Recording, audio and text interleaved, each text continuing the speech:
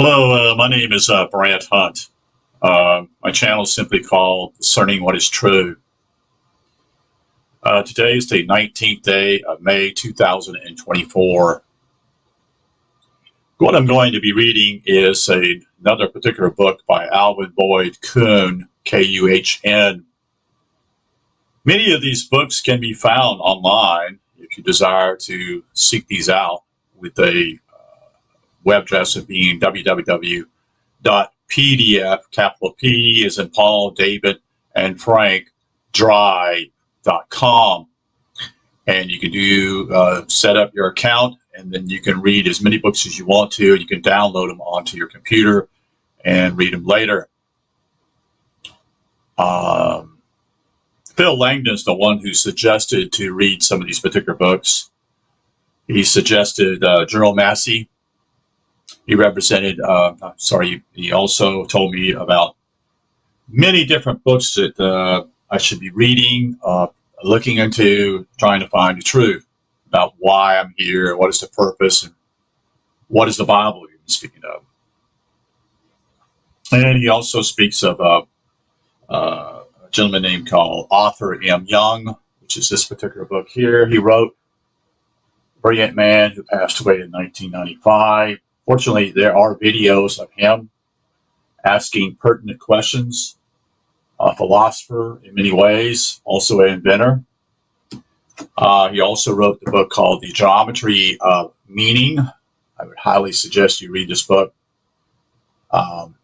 He understands a lot of this. He understands the whole idea of 7 days to do with the 7 aspects of life here on this planet, how it developed.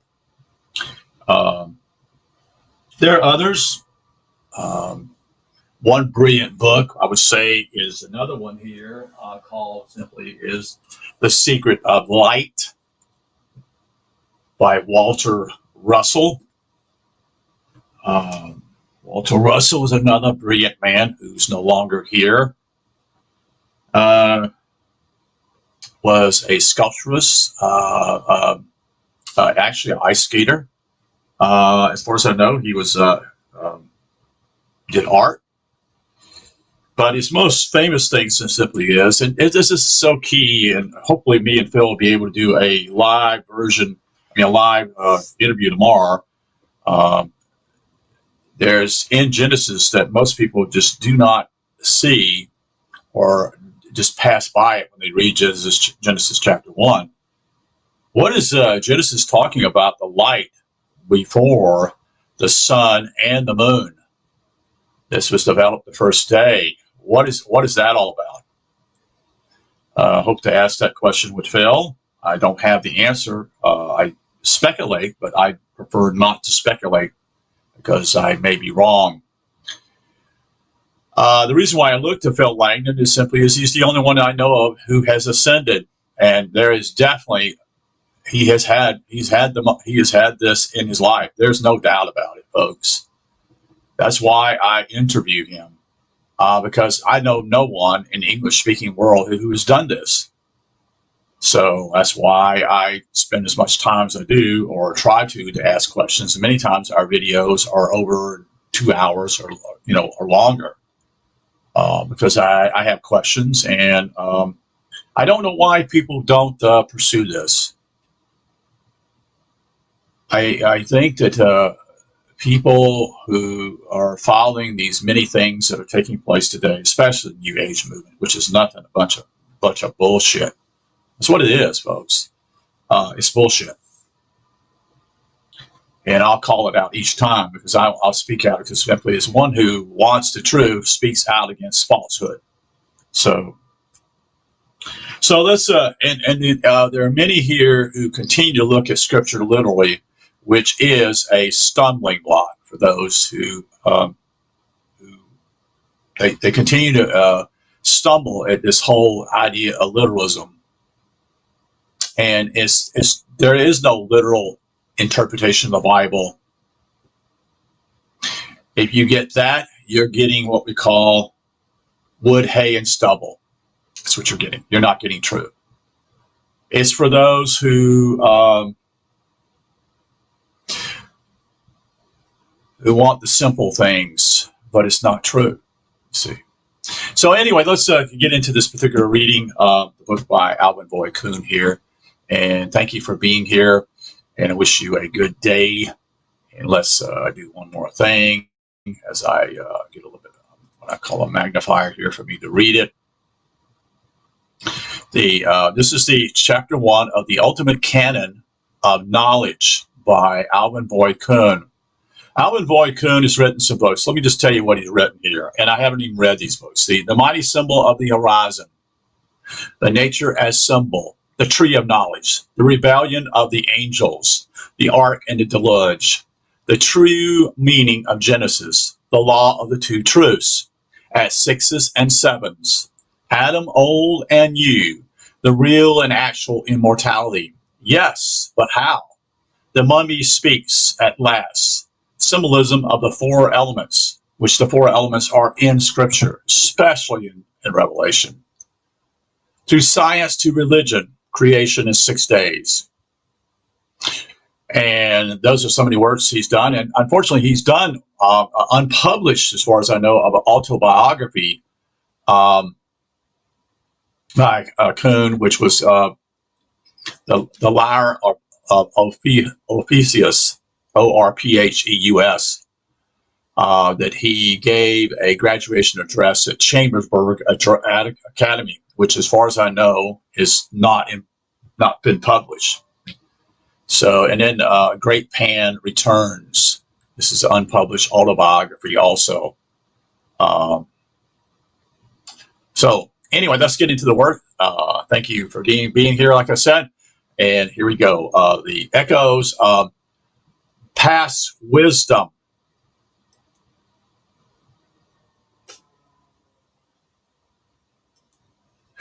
Ever since man has found himself in this particular world and possessed of an order of consciousness that dowered him with the power to think.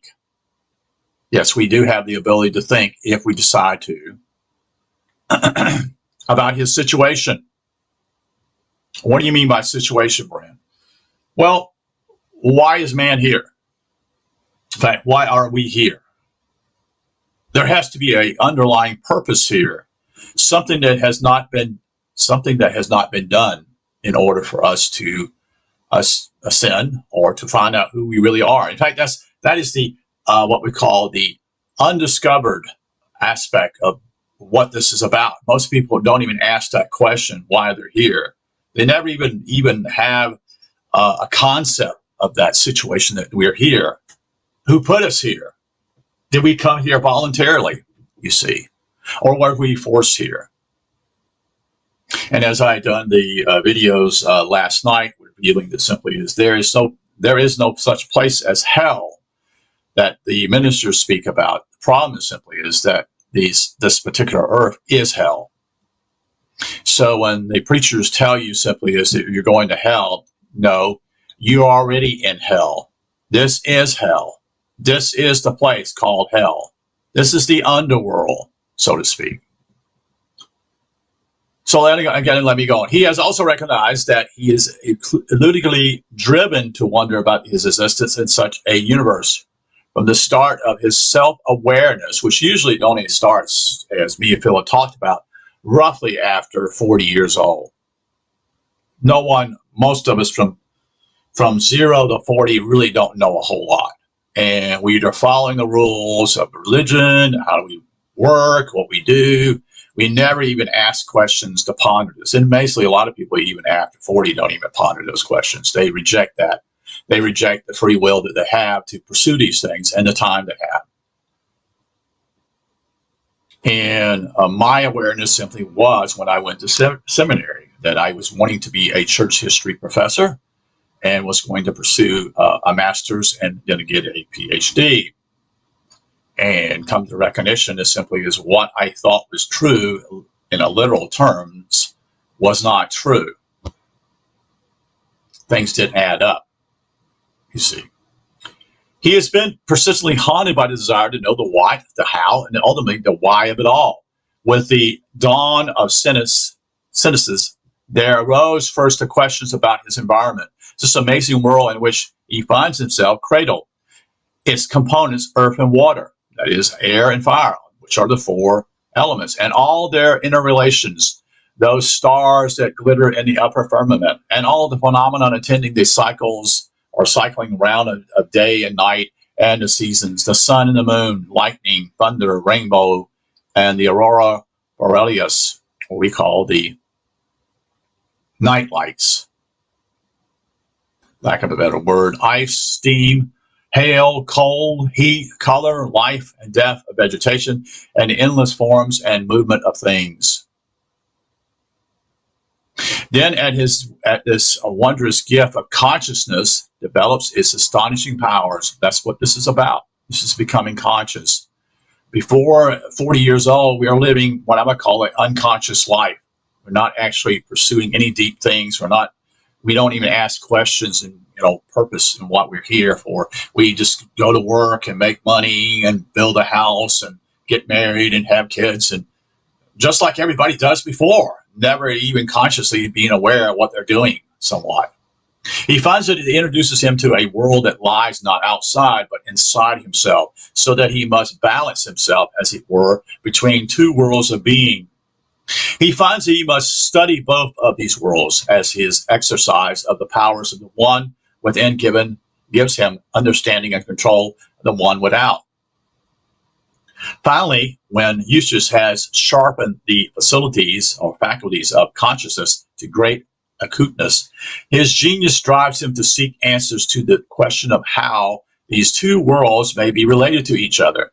He thus becomes a philosopher, seeking that inner satisfaction of his thinking power, which he calls meaning. Vaguely at first, then more clearly he finds that his experience leads him to believe that his precious core of meaning is involved in the relation between the two realms of his being.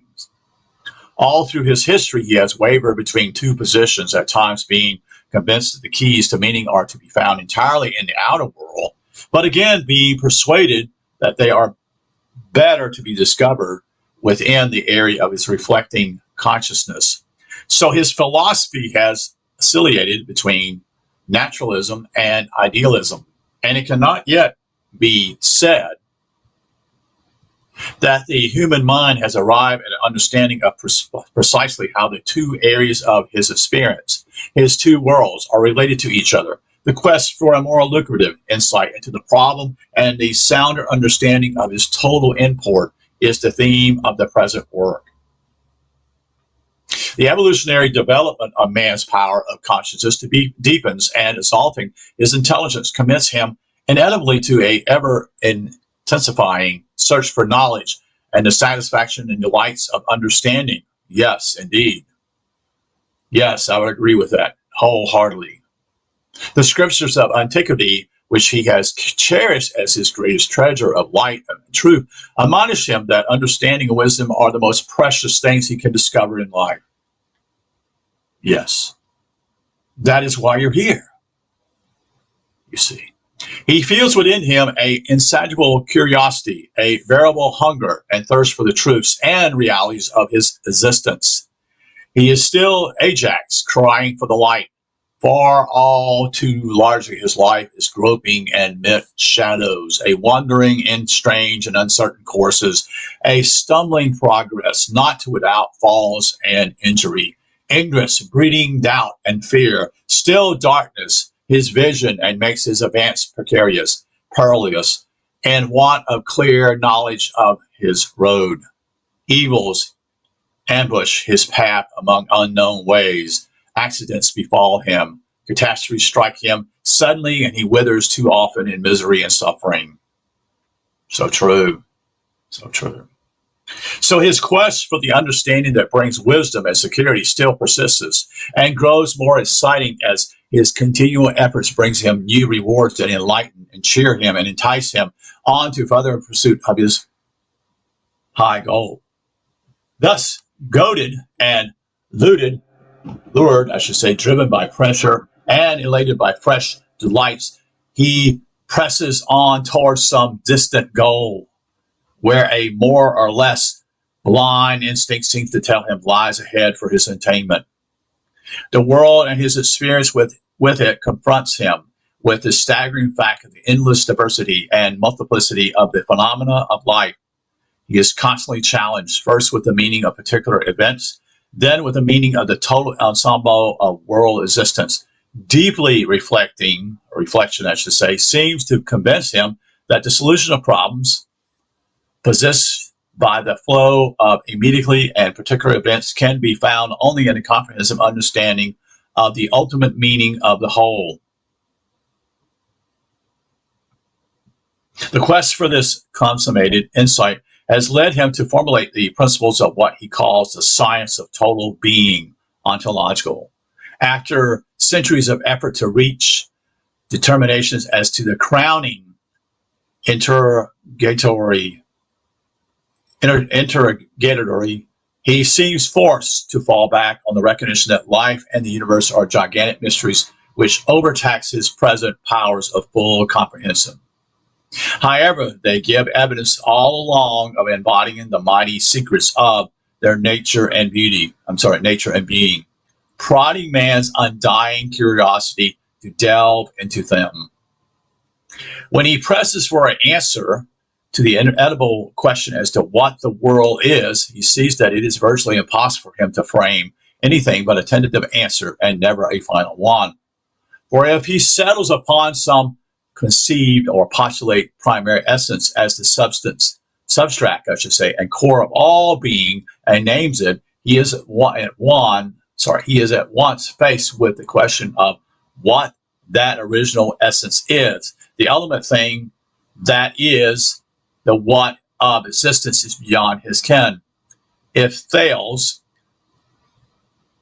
thought this basic constitute of being is water, Anna Zamator, air, Hercules, fire, and Democritus, atoms, and modern science finds that it is indeed atoms, yet the search for what they are must still go on. Centuries of the profoundest reflections of the Hindu mind have been crowned with the simple realizations that the universe of life exists and the man himself is an integrative part of the substance and its mystery. The inner and the outer worlds of his dual existence find, and will increasingly find, themselves convergent and unified his own experience. The brooding mind of the German Immanuel Kant assured us that we can never know the objective world, what anything is in itself. But if man and the universe are identical in ultimate essence, there is the cheering possibility that man will come to know the universe as he comes to know himself in the heights and depths of his own nature. In fact, it was the Greeks who urged man to know himself first of all, and he would progressively know all things. More futile effort, especially in the domain of religion, has put forth over the centuries to discover the nature of man is entirely apart from his relation to the objective world that extended outside his interior world of consciousness. In fact, this move was motivated by the supposition that his true nature could best be introspective when he detached his consciousness and interests as far as possible from the concrete world and concentrated intently upon the world within. Much philosophical persuasion of the sort still drives religious and cultural endeavor in the groove of this belief. It will be a primary objective of this essay to uncover the supremely falsity of this conviction. The effort will be to establish beyond dispute that the highest and most blessed attainment of wisdom and understanding open to man's consciousness will accrue to him through the exercise of his faculties of intelligence, by which he will be able to relate his life most harmoniously and benignly to the objective world outside himself. In the record of a lugubrious history that, particularly in the area of our Western world, the aberrations of the human mind under the spell of subjective religious misconceptions cut off the life of society from wholesome conceptive relation to the external political world. The whole bent was to abstract the soul of the individual as far as possible from absorption in the interests of the flesh and its places in the outside world. And he's just pointing out simply, as I see it simply, is that most people, before they get 40 years old, are absorbed by their interests in their flesh, the body, and what it needs, and such. And many people decide to destroy themselves that way also, instead of actually seeking other things that are actually higher. This motive sprang from this persuasion fostered by ecclesiastical pietism, that interest in the life of the senses distracted from the primary interests of the soul, that a hardly indulgence in the natural impulses of the body were hostile to the life of the soul, and that therefore the lure of the world was to be resisted and destroyed. It needs no dissertation to elaborate and certify what the record of history reveals as to this present obsession of the dire religious consciousness over the centuries. It has left its lamentable record in the tale of corruption, banality, superstition, bigotry, and general moral and mental blight that overspreads the area of Christian Europe over the middle period, which has come to be known as the Dark Ages. The liberalization of the medieval mind that came with the Italian Renaissance of the 14th century turned attention to some extent back to the world of nature, and salutary results were manifested. It was the force that possibly led most directly to the first real investigation of the natural world that came with the 17th century and has now burgeoned into the prodigious marvel of modern science. The benefits and blessings accruing to humanity from the relative few years of this late focusing of the powers of the human mind upon the life of nature have at last administered the just and stern rebuke of the follies of pietism, realignment which arranged fatuity in that field has so fully deserved. The blight of evil character was lifted off the field of nature, and the moment man sought her companionship and her secrets, she rushed forward to reward him with an infinitude of blessings. This has been mostly, however, on the side of physical easements and comforts for his bodily existence. The question to be discussed here is whether man has yet gained from nature anything like a full measure of her power to illuminate his consciousness with the light of infinite knowledge, wisdom, and understanding. Wonderfully as she has demonstrated her ability to contribute to our physical well-being, it is possible that she has still untapped resources to enlighten his intellect and beautify his spiritual life. The essay will aim to make clear his marvelous potentiality to ennoble the character and elevate the position of man's cultural status in his life on the planet. The modern world is not at all cognizant of the splendid, achievement of the ancient civilizations of two lands at least, one being Egypt, the other being Greece. And so relating their minds to the order of nature, that their life in general flowered out in the state of health and wholesomeness that has hardly been matched in the history of the world since. History discloses that the daily life of the Egyptian citizen was one lived in close, imminent relation with the life of nature. No one can study the life of the Greek people of 2 to 3 millennia ago without recognizing the tremendous part that what they called physics or nature played in their modus of living, both at the physical and the intellectual level. Their philosophy, which is still regarded as the heyday of the human achievement in that field, was solidly based on the foundation of all conceptuality found in the order of the natural world. Man, the meaning of his life, were not envisioned to as detached from the material world, but as of a kindred nature with it, and in its higher ranges of efflorescence from it. Man was considered as a blossom or flower on the highest branch of the tree of nature. Man was the highest product, the ripest fruit on the tree of the world. His life, therefore, inevitably stood in close correlation with the life of nature. The truth of nature could be true for him. And significantly enough, the genius of Greece's two most inspired thinkers, that is Plato and Aristotle, essayed to place man in proper and salutary relation to the two worlds of man's life, the ideal and the physical.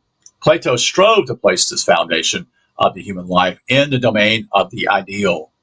Equally, Aristotle sought to establish them in the domain of the physical. It must be conceded that it was Aristotle who achieved a more satisfactory amalgamation of the two phases of our existence in the union of the nominal and the phenomenal worlds. The stag did not discount the ideal basis of our life, but he emphasized the utility of its unfoldment to beauty and its ultimate divination.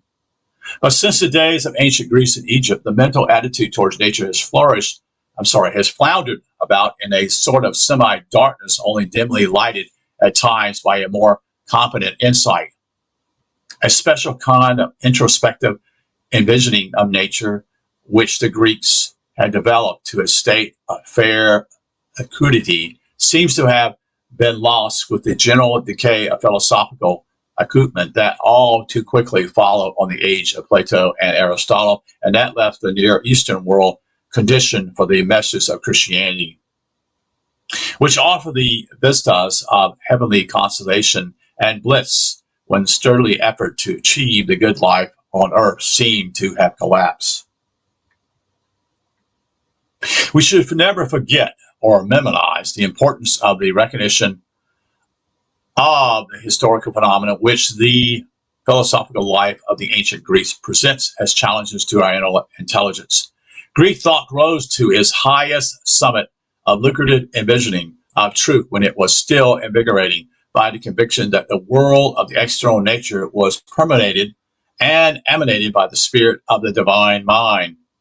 The benign force of the great god Pan was present in every tree, brook, hill, and woodland nook. If nature could be so enlivened, beautified, and sanctified by the deified principles, it was reasonably to assume that the light of man might equally beneficially partake of the universal largeness of felicity. If the historical record can be taken as confirmation of the soundness of the philosophy that generated as its special outcome, it must be a judgment in the case that the Greeks' pantheism produced the elevation of the human mind that still commands the unbounded admiration of mankind, and somehow committed the civilization of the epoch to the thesis that man's life with nature afforded him the most propitious opportunity for the attainment of the supreme values. The benevolent and felicitous aims of life might be achieved here on earth if one lived in harmony with the soul of nature. If such was the source spring of the Elaine that assaulted the Greek mind to the heights, we are challenged to review this bright episode to recover the dynamic principles involved in it. For with the coming of Christianity, no one longer listened with enchantment to the shrill piping of the goat-footed god, and Sylvain Dell at the piety-drunk zealots of the new faith shouted in riotous exaltation. Quote, "Great Pan is dead," end quote. We shall never perhaps know how crucial was this crisis in human thinking, for the issues of 2,000 years of tragic history were weighing man's mind in the balance.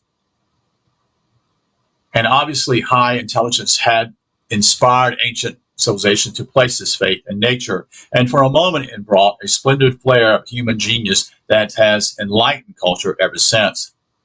Why the brilliant light was so quickly extinguished is one of the most intriguing puzzles of world history. It is hoped that the present work may offer something in the way of a solution of this mystery, so faithful for all later development in the West, if a wholesome faith in the beneficiaries of nature somehow deceived, betrayed, or failed the human spirit at this crucial junction. It is of infinite importance that the causes of this tragedy, debauchery, should be discovered. Sir Gilbert Murray has characterized it by his famous phrase, quote, "the failure of nerve," end quote. But if the Greek genius failed to sustain human confidence that supreme values were to be found in nature and the life on earth, does history on the other side certify beyond question that Christianity contempt the world and nature and its flaunting of the banner of salvation through Christ has assaulted human life above the level to which paganism had raised it in the Platonic era? What is obvious, of course, is that the exaltation of man is to be achieved not by the dominance of either of the two elements of culture over the other, but by the fusion of both phases of influence in the life of the race.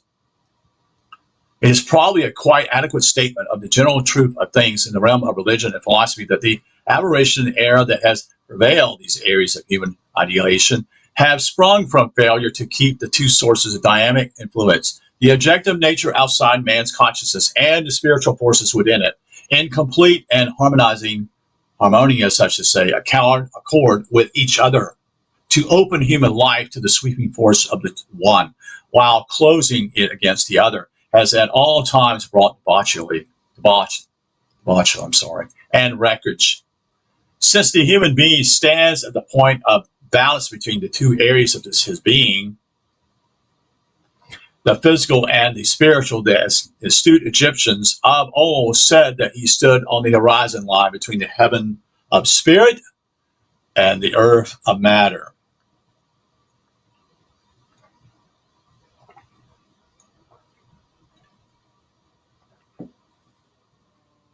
It is undoubtedly the supreme task of his existence that he mastered the consummate art of maintaining himself in a balance between the claims and the forces of his dual life as possible. All religion, along with philosophy, has exhorted him to the cultivation of the interests and potentialities of his spirit conceived as divine. Perhaps paganism fell before Christianity because, in spite of it, confidence in the beneficial offices of nature, it had not adequately discerned its principles and divined the technique of the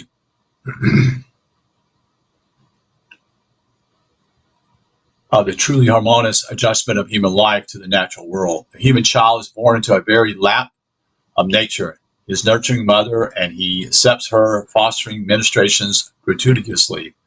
His relation to her is instinctive and spontaneous and most intimate.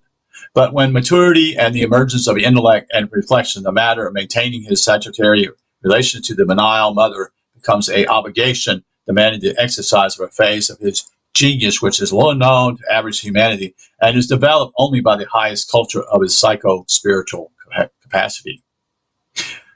It was never enough simply that he dwelled with nature as a chick under her wings, that he partook of her lavish gifts for his substance, that he accommodated himself harmoniously to her requirements, or even that he received her bounty with gratitude and delight. For the ultimate exaltation of his being from his cradling in her lap, there is demanded a refinement of his aesthetic and intellectual faculties that is beyond the attainment of common humanity and has been rarely achieved by exceptional evolved souls. In other words, he's saying simply is right here, when you're born in this world, you have the opportunity to move much higher and not to be dependent upon others. There's nothing wrong with what the child was dependent upon his mother, but it must move on. It must move on and pursue deeper things. It must pursue things that actually bring satisfaction within itself, the soul. Not to do with the flesh. The flesh will never lead to any kind of harmonic harmony at all. In fact, it will do the opposite. It was a revelation of immense significance to the world when Kant brought thought to face the stem fact that the external world of nature was, so to say, a plague to man's contemplation until he himself supplied the lens of vision through which her features took form and began to have meaning for him in every way. Just ahead of him, Berkeley, another philosopher, had elaborated the conception that the world of nature was in fact not external to man, but existed only within the area of his own consciousness. It had no existence until human faculty created it by his perception. Kant went with this formula to the point of admitting that the objective world was in existence for us only as far as such as we could interpret it to our cognition, but held to the conclusion that our translation of reproduction of it was not at all what the world was in itself. Knowledge of its true being was beyond our reach, whatever it was in itself. We beheld it draped in the mantle woven of our own conceptual faculty. And this veil was so dense and impenetrable that seldom could the vision of man catch more than the dimmest outlines of nature's beauteous forms there was needed, but seldom provided the development of an intuitive lens of vision powerful enough to refute Kahn's indictment or interdiction of our knowledge potentiality and to give us glimpses of nature's real beauty, or real being, I should say. Through the voice of the personified Isis, nature has so far declared that no man has lifted her robe of mystery to disclose her real being, which was the inner essence of the light of the suns. But now modern nuclear science has so thinned the texture of that robe that at least the mechanism of her infinite power is in part observable. This still is not enough. The canon of knowledge of the thing which nature is in itself will be available to man when, with science trembling on the verge of discovery that matter is not only energy, but energy of infinite mind. He can so align his mind with that which the cosmos essentially is, that his knowledge of nature will match his own intelligence. At any rate, it has been generally recognized that whatever the world might be in reality, if it was to be lived with the best advantage by us, its children. The whole enterprise in living with it had to be engineered and managed under the terms imposed by our own faculties and resources. Only as man came to know its procedures and habitudes could be coped with it successfully. The matter of first importance for him was to learn to utilize the available resources of his own intelligence to acquire a mastery of the energies and material which nature placed in his hand. This committed him to a study of his experience with her forces, a problem of quite an empirical nature, yet so infinite and varied were the elements of this experience that his mind was challenged to rationalize the vast multitudes of facets and uses which the business of living in the millennial of nature presented to him. Thus, he was led to departmentalize his quest and his knowledge into separate sciences dealing with the subjective side of nature, in distinction from those that were concerned with the world, which he naively persisted in thinking lay objectively outside his own consciousness. So he formulated the study of the various phases of his own interphenomenon, such as religion, philosophy, psychology, ethics, logic, epistemology, and their correlators. But dowered as he was by nature with an irrepressible yen for knowledge, the more familiar he became with the ways and habits of the world about him, the more insatiable became his demands to know the why of the total scheme of things.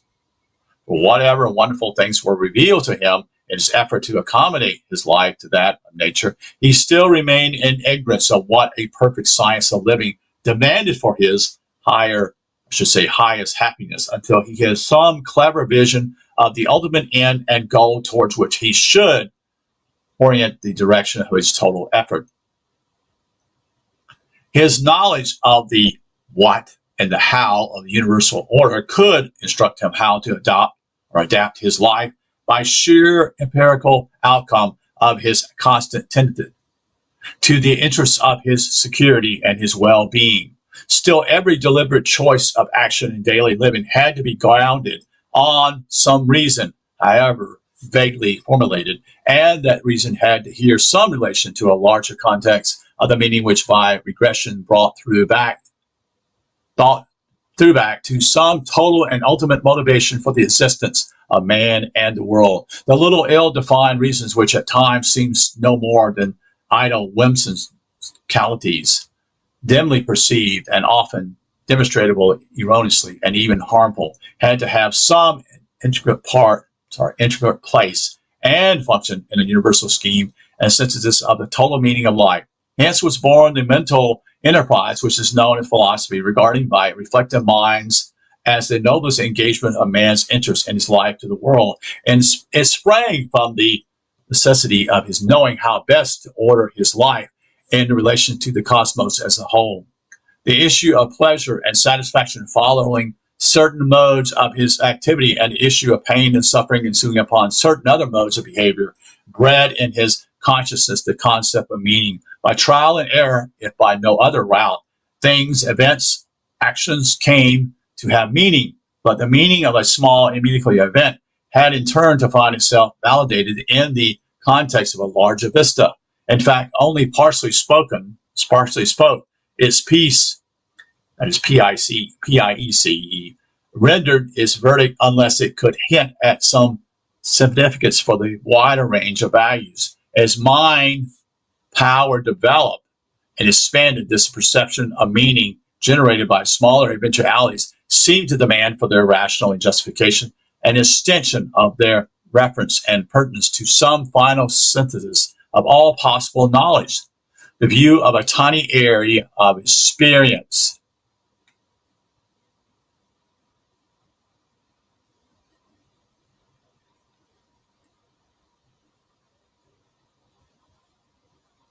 Always seemed to necessitate for understanding a full synoptic, all-embracing perspective.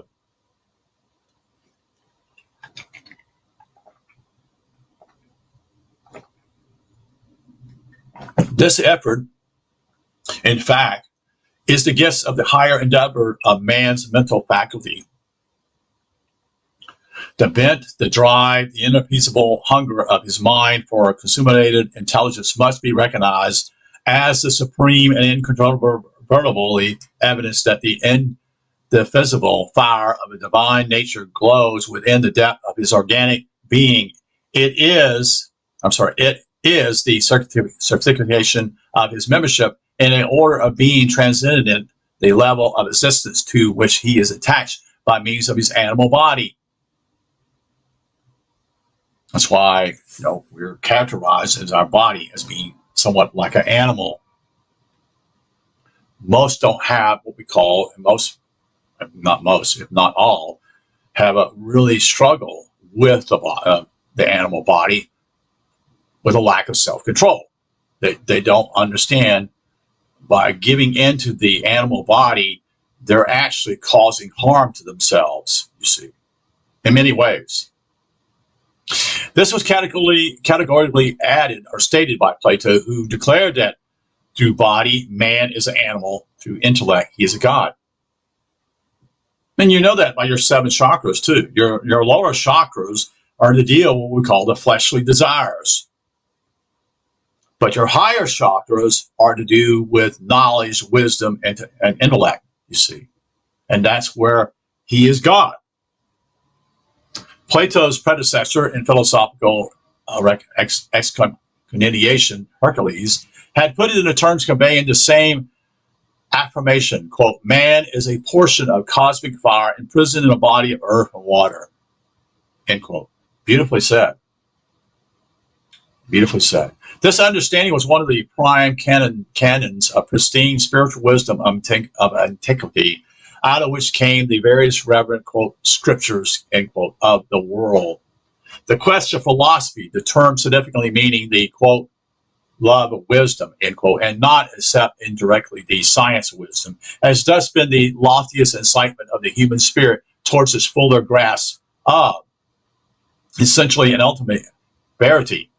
It inspires his endeavor to know more thoroughly the nature of the forces that breed, enfold, nourish, and sustain his existence, you see. The quest engages the exercise of the faculties of cognitive at their highest degree of clear vision and piercing insight. It is believed that he rises to the expression of his divine potentiality when this quest most enthusiastically absorbs his interest. The smothering emeralds of his Promethean fire are fanned to brightest flame when the winds of his purest intellectual understanding. In other words, it's like wind. It just fans, and it just keeps getting stronger and stronger, and it begins to, feed him within, understanding, blow across the field of his spirit. The ancient seer, that is psalmist, did not miss the mark when he adjured the human to seek wisdom and understanding, rating them above all other things deemed precious. Indeed, he postulated them as the essential basis of any true happiness. They are the wellspring of blessedness. Those who neglect them become the victims of ignorance and calamity.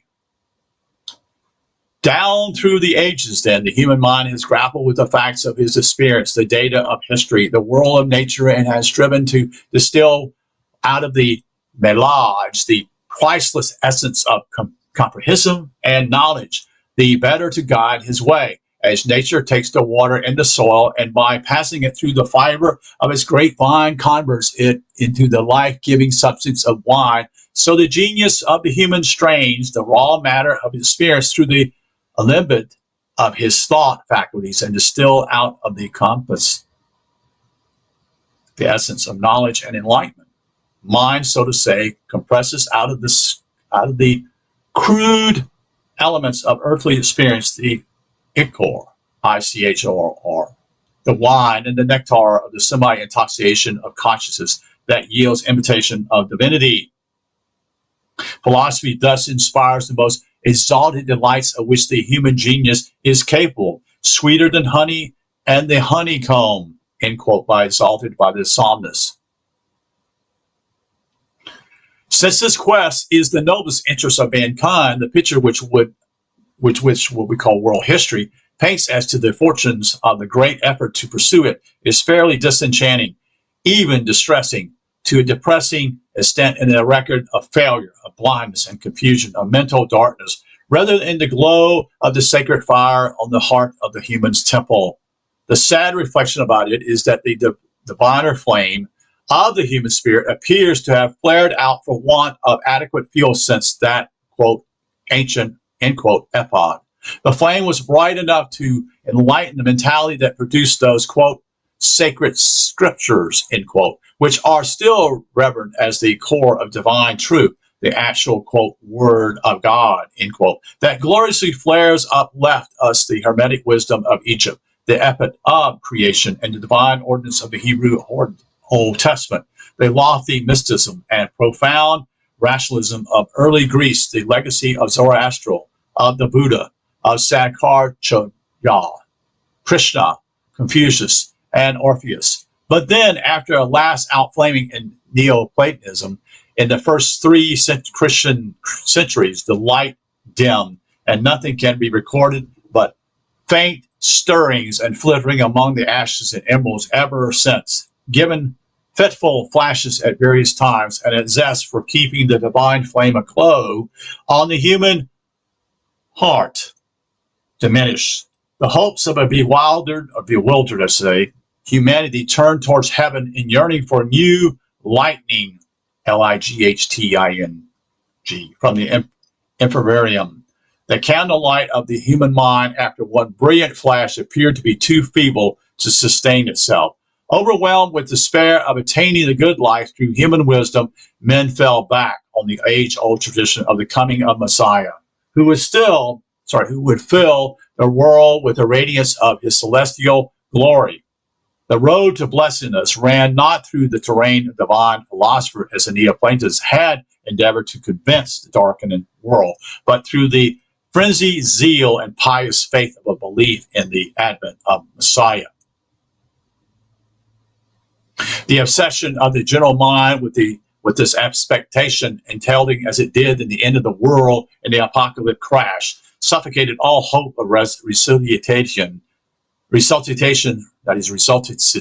from the esoteric message of man's own divine potential that has come down from ancient Egypt. Down plundered the soul of the West into the abyss of the medieval dark ages as Justin at last closed the Platonic Academias. The fanatic mob burned the great Alexandria Library in the fires of their hatred of philosophy and learning. That's true, folks. That's a fact. And Hypatia was slaughtered at the altar. Even Jerome was forced to recant his former joyous declaration of his love of the classic literature of Greece and Rome. What? Straight Tertullian? Have Homer and Virgil to do with Jesus and the Gospels, end quote. The celestial radiance of the embodied Son, S-O-N of God, had dimmed to near extinction the brightest flame of pagan wisdom. All history converged in the person of Jesus, and all salvation was henceforth provided by the supernuclear dynamic concentrations in the essence of his shed blood. All previous pretension to wisdom was rendered irrelevant by the Savior's death and resurrection. Man's best wisdom is blatantly folly compared with the God's revelation of his nature in his Son. S-O-N, yeah. Hence, the humanistic secrecy of a primitive, archaic science of the soul was crushed into neo-science and oblivion for all the ensuing centuries. Yes, now and again, sporadic efforts were made by intelligent individuals or groups to bring to the surface of the submerged heritage of wisdom, but such attempts to restore the light were forced to remain subterranean, to escape the watchful surveillance of the all-powerful church. Finally, after the Italian Renaissance and the Protestant Reformation had, to a degree, emancipated the mind of Europe from the strangling tyranny of ecclesiasticism, the quest for light and truth could be resumed at its ancient humanistic level. Whatever the voice of God in divine revelation might proclaim of truth and wisdom for humanity, it could now be complemented and reinforced by his voice made archaic in nature, and it could be a festive day for all the race if perchance it were found that the divine voice spoken through nature is more authentic than that uttered through assumed revelation. So that is the end of chapter 1. Here, as I'm reading from Alvin Kuhn's book, and this is called, he's giving a whole perspective here of the ultimate canon of knowledge. And basically he's laying it out simply as how in the first chapter, the echoes of past wisdom. And that's what chapter 1 is all about. It was almost to the point simply is that everything was going well, and then suddenly this whole idea of some guy named Jesus died on the cross and will save people, such and such, only if you believe. Not based upon fact, but based upon belief. So we have been still in those dark days today because simply as people are not searching for facts.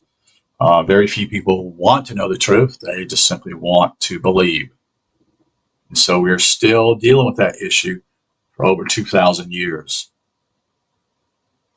So thank you for being here. And hope that you enjoyed chapter 1 here by Alvin Kuhn, The Ultimate Canon of Knowledge. And so wish you a good day. Thank you for listening, and we'll talk to you soon. You take care.